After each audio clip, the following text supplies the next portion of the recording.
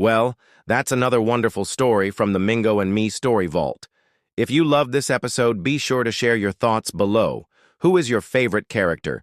Do you want to see more stories about them? We really enjoy reading your comments. And hey, if you haven't subscribed yet, do it today.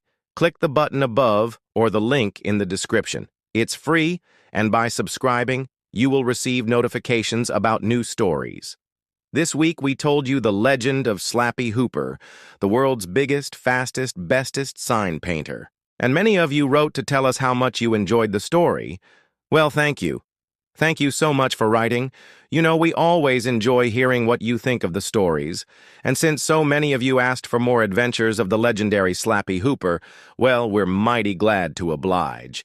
So here's another wonderful story about the amazing Slappy Hooper. Once upon a time, way back before there was such a thing as television, Slappy Hooper, the world's biggest, fastest, bestest sign painter, had the whole dang world to himself.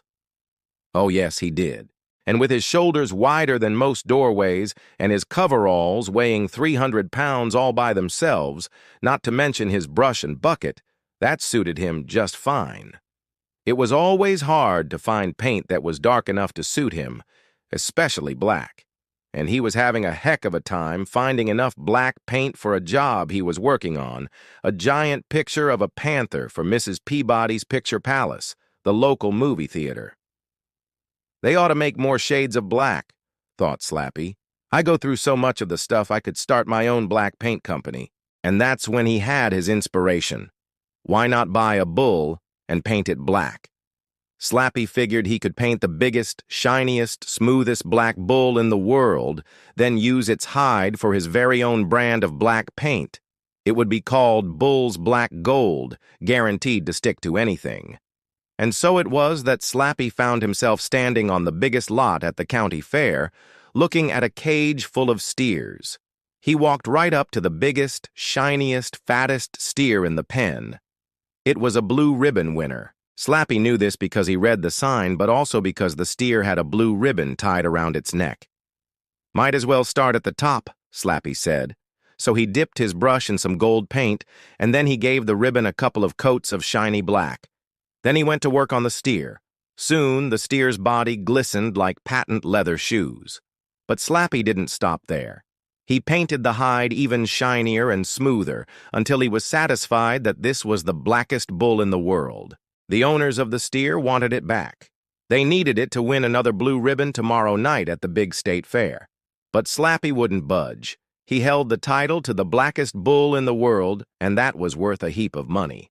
Well, soon it was time for the big showdown. All the steer owners showed up with their blue ribbon winners, and Slappy was right there with his bull's black gold. All the bulls were lined up side by side, and the judges came through the crowd. They looked at the first bull and then the second and the third, but they weren't impressed. "Hold it right there," one of the judges said. "What about the fourth bull?" Slappy pointed proudly to his bull, which shone like a beacon in the night. The judge's jaws dropped. "My word," he said, "I've never seen such a shiny black bull." And with that, the judge awarded Slappy the grand prize, a solid gold paintbrush. "Now that's real craftsmanship," said one of the other judges. "Take that, Walter." And Slappy took it. Why, it was almost as big as he was. The news spread fast, and pretty soon the entire countryside was asking for Bull's black gold. Some wanted their cars painted, others their barns or roofs. It was all good business for Slappy, except for one thing. He was running out of bulls, and so Slappy had an idea. He put up a sign that read, "Bring me your car, barn or house, and I'll paint it Bull's black gold." But Slappy figured he'd only paint the outside. He'd leave the insides unpainted, just to save on paint. Well, that's exactly what he did with the first place he stopped. He painted the house black.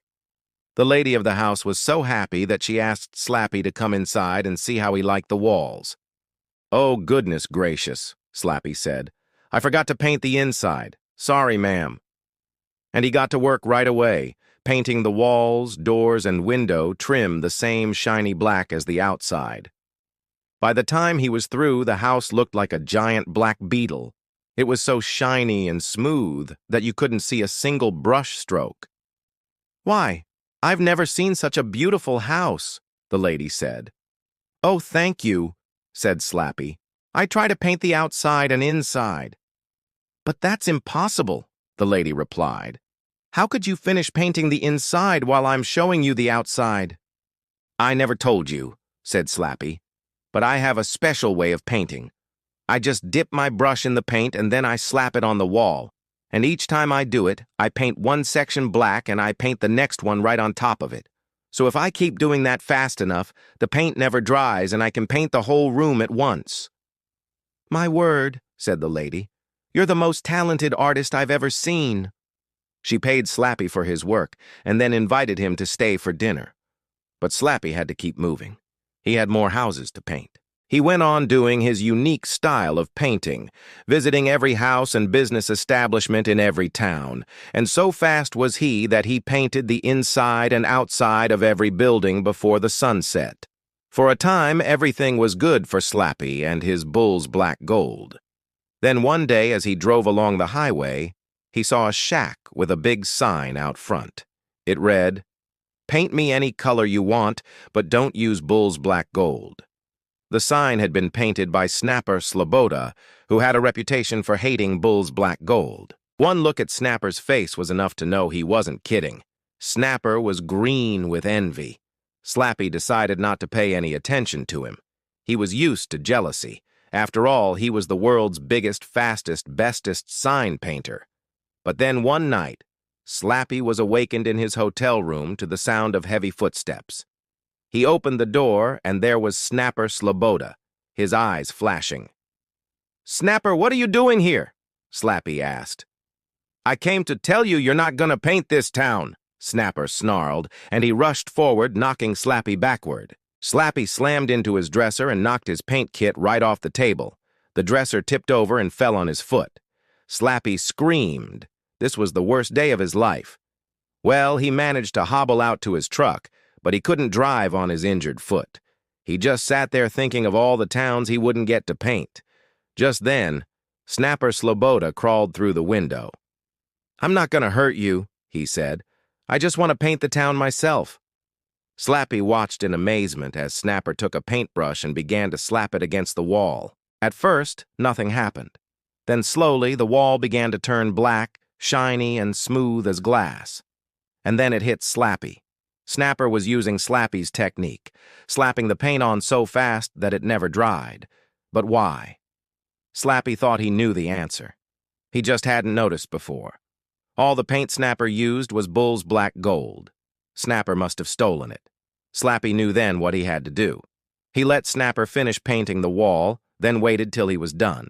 Then he hollered, "Hey, Snapper, I got an idea." Snapper turned around and Slappy rushed forward and slapped him right in the middle of his black stripe. Snapper screamed and tried to wipe the paint off, but it was too late. Slappy had used the secret technique. The faster he slapped the paint on, the faster it dried. In less than a minute, Snapper was completely covered in bull's black gold. Slappy smiled. From now on, he thought, no one could outpaint him. That is, until a few weeks later when Slappy walked into a tavern, sat down on a bar stool and ordered a beer. He was so thirsty that he drank it right up. Then he ordered another one. But just as the bartender was pouring it, a voice boomed out from behind Slappy. "Hold it, Steve. That's my seat." Slappy turned around and his jaw dropped. Standing there was none other than Snapper Sloboda, and he was 8 feet tall. It looked like Snapper had stolen Slappy's gimmick and used it on himself. Snappy stared at Slappy. "Do I know you?" he asked.